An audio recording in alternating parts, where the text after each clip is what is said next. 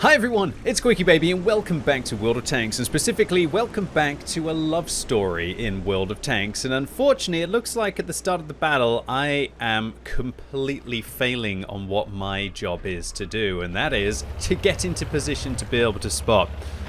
Probably had to try and handle something urgent either in the chat or on my desktop. That is no excuse. The first 30 seconds of the battle are the most important. It is your opportunity to not only assess your team's capabilities and the enemy team's capabilities, but also to be able to get into position. Otherwise, you're going to allow vehicles like the ELC even 90 to be able to get there and start to immediately dominate the early game. When you're playing in your light tanks especially, it's about contesting those early positions to start spreading the view range for your team, or even just to try and get those early spots to enable your team to see where the enemy tanks are going. Because it's not just you who will change where they're going based on your vision, it's of course your entire team as well. Maybe a medium tank will see, oh, that vehicle on the enemy team that I must be able to take on because it's the other top tier medium is actually going over onto the heavy flank, so perhaps I need to invest my extra resources there or be prepared to cover that fire if that flank falls. So don't do what I was doing. Do as I say, not as I do, as I was AFK clearly at the start of this battle. And it looks like maybe I've just got into a bush and kind of alt-tabbed again. But in this kind of a situation, you kind of forgive me, at least for doing that. But now we're back, and we're hopefully going to be able to engage this Borask as they're advancing to try and support the ELC even 90. We put one shot in, it's a miss. We're going to fire a second shot, it's blind. Not sure whether we're going to hit that until we take a look at the post-game stats. And then a Bulldog is coming to support as well. The reason why we're reversing behind the bush here is so that hopefully the ELC even 90 and the Borask won't be able to see us. And it seems to be working out. I went back into the bush thinking that maybe I would need to get some cover, but there is the Bulldog. But unfortunately, it looks like the UDES 16 actually came too close to me on the eastern flank. So today I'm playing on my free-to-play account, and I'm playing in the Tier 8 French autoloading light tank, the Bat Chatillon 12T. And I can tell you, playing this thing on my free-to-play account has been incredibly painful because of those two things that you see there. Borasks and ELC even 90s. They have what feels like better camo than me. I know, definitely they have better camo than me if they've got all of the field mods and they've got fully decked out crews. And I just can't seem to really deal with them unless I was to take a commander's vision system and an exhaust and coated optics. And for that, I really need to have a second build in World of Tanks unless I want to sacrifice all of my combat capacity by removing the vertical stabilizers. It's only when I play on my free-to-play account that I realize how used to I've got to the field mods in World of Tanks. So I've told this Batchat 15555 to try and fall back, but I just feel responsible. And this is where our love story begins. A little Batchat 12T trying to help this rather larger Batchatillon 15555 to be able to get out of harm's way. And it looks like it was just at the nick of time as the ELC even 90 came over the ridge. And hopefully the fact that I'm here to be like the bodyguard of the Batchat 15555 we'll be able to dissuade this ELC even 90 from coming up over the ridge and trying to engage our artillery. Artillery is a very important piece on the battlefield, whether you like them, whether you hate them. When they're on your team, at least they're useful evil, right?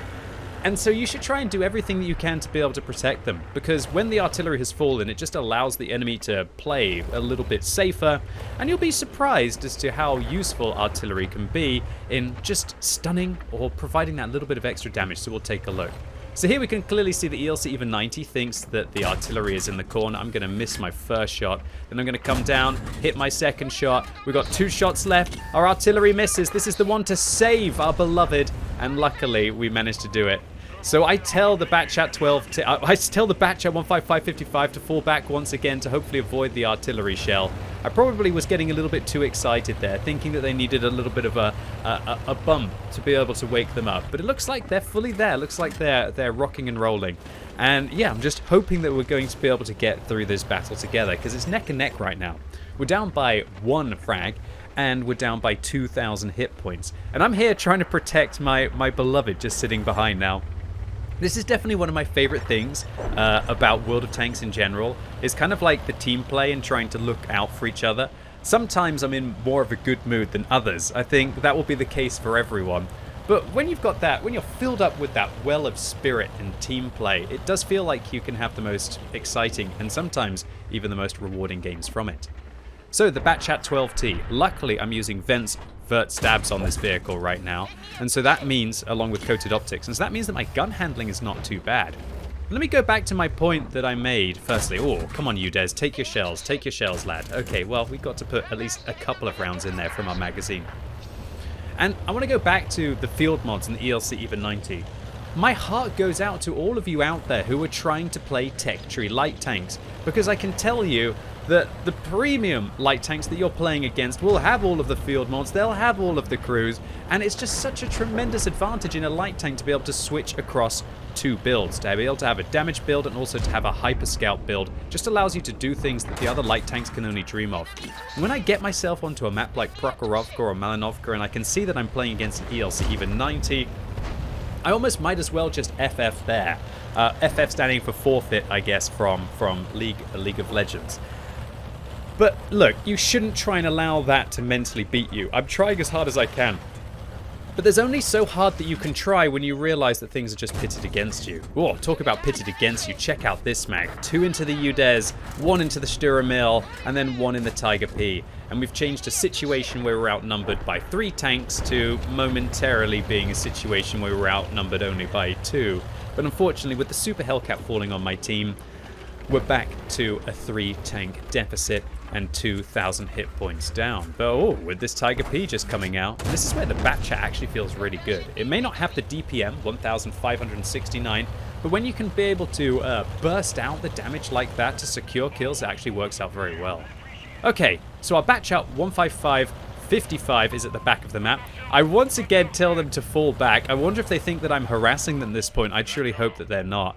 And whoa, well, okay, I can see why the Batchat 155-55 was sitting still there, preparing for the shutdown kill on the UDES, allowing a German heavy tank 2 tiers lower than to shut down the tier 9 Swedish medium tank. And so I think to myself right now, shall I go take on the RT, or shall I maybe try and support? And considering that the IS-2 is advancing through and there's the WTF Panzer IV, I'm going to be able to... Oh no!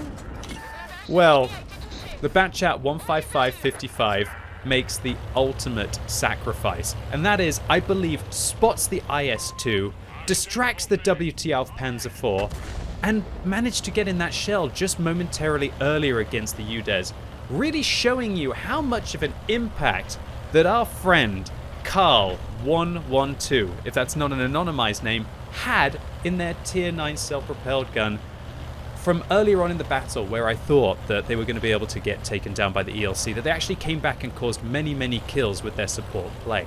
Alright, so, oh my lord, there's a Conway right in front of us, and oh, it's AFK. So, I have a little bit of a check on my left, and I realized that in this situation, one of the most stupid things I could do would be able to actually engage the AFK Conway. And so instead, what I want to do is try and find the arty, and there they are, so try to get quickly back behind around the corner before the artillery manages to get me. So in this situation, it's fairly awkward. I'm kind of still worried that the Conway might come back, but considering we're 9 minutes into the battle, it doesn't look like it's the case. So it looks like ranged plan on the enemy team definitely didn't really want to see their plan through to the finish. Alright, so the 122 Ace feels like they want to try and escape behind the building. It's not going to be the case. We shut them down, and oh, Karl 112 says GG, well played in the chat. You know what, Karl 112? If that is not an anonymized name, well played to you. This was truly a love story of World of Tanks, Karl. Yeah, never thought I'd be saying that to someone named Karl before. But, you know what? I'm going to roll with it anyway. As we manage to put round after round after round into the back of the Conway. And I even invite the Tiger to a platoon to now create some kind of love triangle where we're going to be able to get a Brothers in Arms medal with a very unexpected tank. Would you have thought a Tiger would have been able to pick up 3 kills in a map and match up like this and also be able to shut them down? And Karl even says, Batchat, nice to play with you. GG. Oh. You know, with all of the pain and hardship that you get in World of Tanks. It's these kind of interactions that really make the difference inside the game. It's when you realize that you're not 1 versus 29, but you're there with 14 teammates trying to play World of Tanks, hopefully to the spirit of the game, to be able to take down 15 enemy vehicles.